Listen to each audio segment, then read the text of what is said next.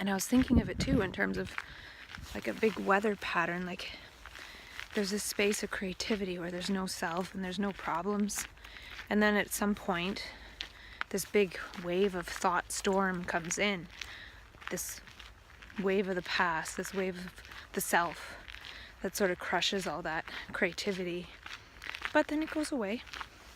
And I think that's part of what I want to talk about, is how to not be afraid of it, how to manage it and self-medicate it, as Peter Smith says, so then one can just sort of go on with life. And he was talking about how he had 6 cycles of mania and depression a year, so he had more opportunity to work at it. And since mine is such a long cycle, I don't have as many opportunities to sort of try to work at self-medicating with these supplements to see how they work. So for me, that's why it's even more important to really put a lot of thought and planning into this next one, because it only happens every 8.5 months. So it's my opportunity to see how well I can navigate it, and I won't have another chance for 8.5 months after that. So he was telling me it could take me a long time to figure this out. Other people who cycle more rapidly possibly could figure it out faster because they have more cycles to work with. And I thought that was a really interesting point. So the river is actually the star of the show, not all these words.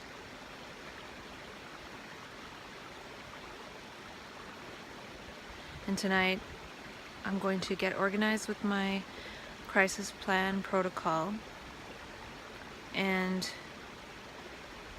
order a few supplements. I don't think I got the right turmeric. He said it's really important to get a high potency one so it gets into the brain. It's really hard to get that stuff into the brain, but it does help reduce the inflammation of the brain. And he said that I need to get on the relaxation audio. I know that. So I do really, if I'm serious here, I do really need to focus on certain aspects leading up to the crisis, which I haven't yet made time or made seriously important. So I'm not sure if that'll get in the way of getting a job. And I kind of want to go back to California in May. Thinking my car is going to die. I'm thinking I might try to get a new one. And when I was in California last year, I got to drive a Chevy Volt, and I'm thinking that would be a good one because there are incentives to get money back because it's partly electric, and here you can drive in the high occupancy vehicle lane if you have one, and I live kind of out from town, so if I was able to drive in the HOV lane, I wouldn't be as hesitant to go into town, so it would add to my possibilities of mobility.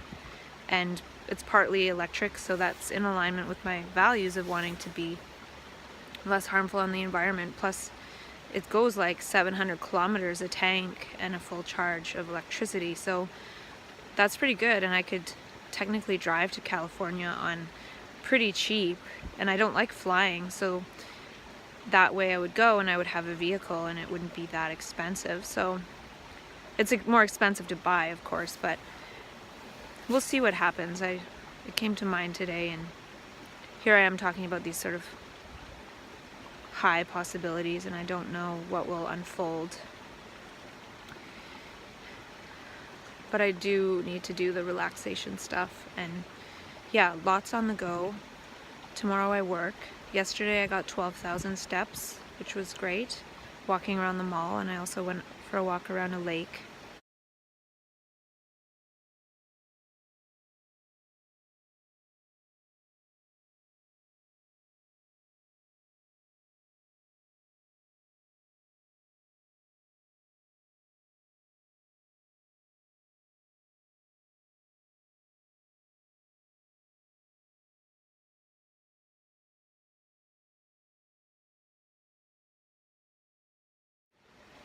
And here I am in the park today, which is what I want to do. And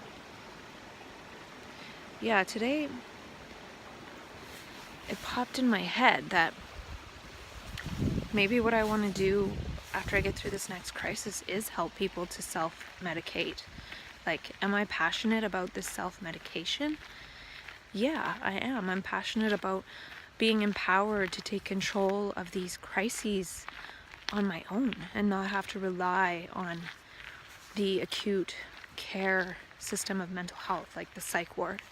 Yes, I see a psychiatrist right now, and I take a little bit of quetiapine, but I'm not really reliant on like, oh, if I don't see my psychiatrist, shit's gonna hit the fan, because I have a little bit of extra meds, so if I missed an appointment, it wouldn't be a big deal.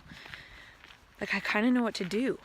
So if I figure that out, it would be cool to help people figure that out, because part of the worst part of having a bipolar diagnosis is the experience of the acute care, the psych ward, and how people are treated there, or how I was treated there. It's not really a fun place.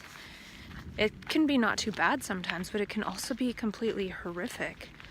And the last time I was there, it scared me to the point that I don't want to go back, which has given me the courage and energy to really explore these alternatives. So if I could help people lessen the thought storms to the point of being able to weather those storms on their own, with a lot of different supports, but the thing that really got me was the post-hospitalization PTSD. I was totally traumatized, so I worked less. I haven't been able to be as healthy and all that because I just haven't been working as much, because I'm afraid it just is more stressful. Excuses. I will get employment at some point, but maybe if I focus on this, I'll be able to help people after. But the thing that worries me about that is I'm always thinking I'm going to be able to help people at some point, and then time passes and I'm like, crap, I didn't make any money this year, and I'm have less money than I did, and blah blah blah. I should have made at least some money. So we'll see. If something works out and I get a Chevy Volt, I'll probably want to go to California for May, and then go into sanctuary for June crisis time. Learn how to do that. And if I can get through that okay, it might show me the value of this sanctuary and peace and quiet when it's happening, and being able to create that somehow. Like, I know that's a pipe dream, but if I'm able to do it for myself and see the value, maybe I can show people how to create that for themselves without necessarily having to create a big facility or space for that. Because the thing is, then it's so bureaucratic, and so many policies and procedures and insurance and ethics and values and boundaries, and it's like such a shit show. When it's like, find a safe place, get some vitamins, get darkness therapy, go be quiet, get through the crisis. The trouble is, though, a lot of people go into it without warning. So we need to have all these plans. Maybe it'll do nothing. Maybe being alone by myself in sanctuary will be hell. Maybe I'll learn, okay, sanctuary is great, but you've got to have a lot of supportive, loving, caring, non-judgmental people around. I don't know. And I do have someone that I can call for help if I'm in that sanctuary space.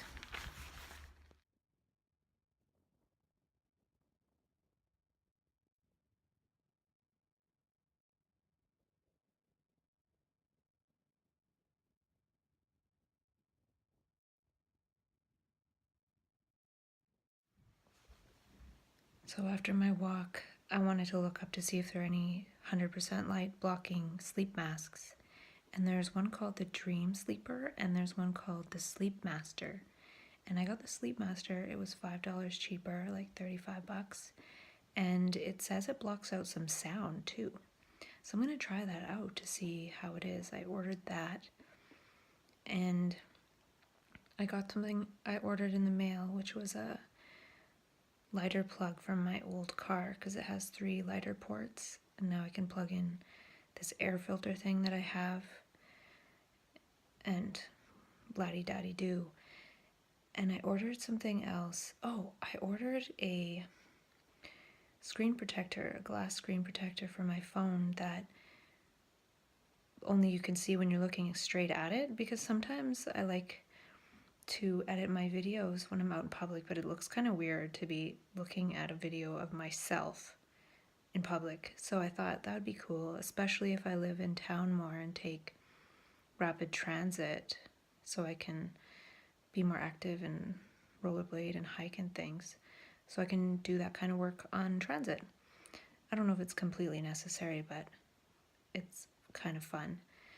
So hopefully I can get the screen protector I have on my phone right now off. And so that sleep thing could be really cool if it works. And even if it doesn't work 100%, it's better than nothing. And I made myself some healthy dinner.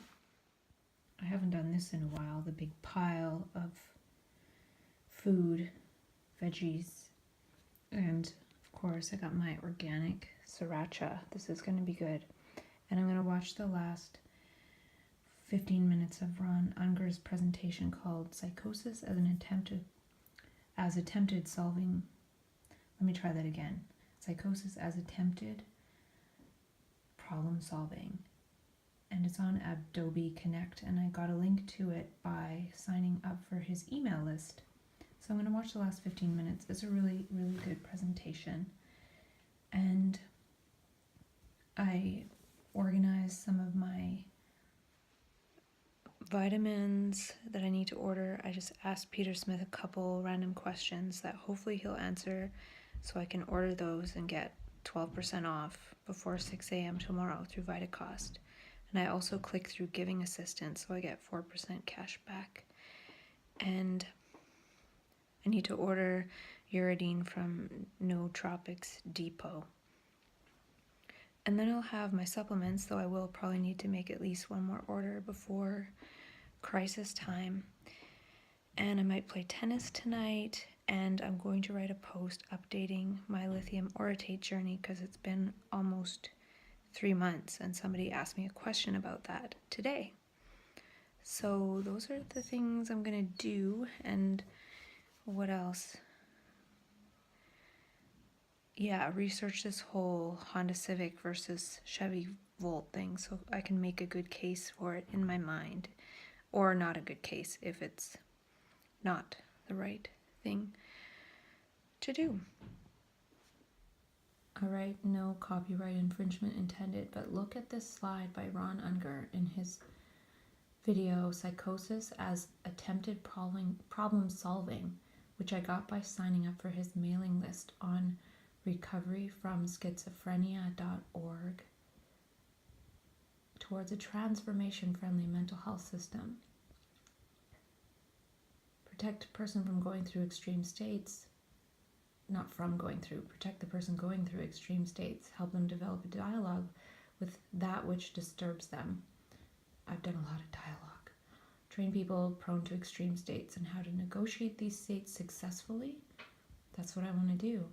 And how to draw extreme states to support creative maladjustment in interaction with social groups.